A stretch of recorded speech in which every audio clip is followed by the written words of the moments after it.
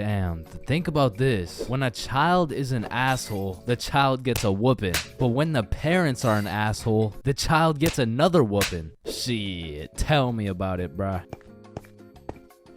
Fuck. Bro, you've checked the fridge 15 times already. No good food's finna magically appear. Damn. Now that I think about it, we don't keep checking the fridge for new food, but rather we keep checking to see if our standards have dropped low enough to eat the shit that's already in the fridge.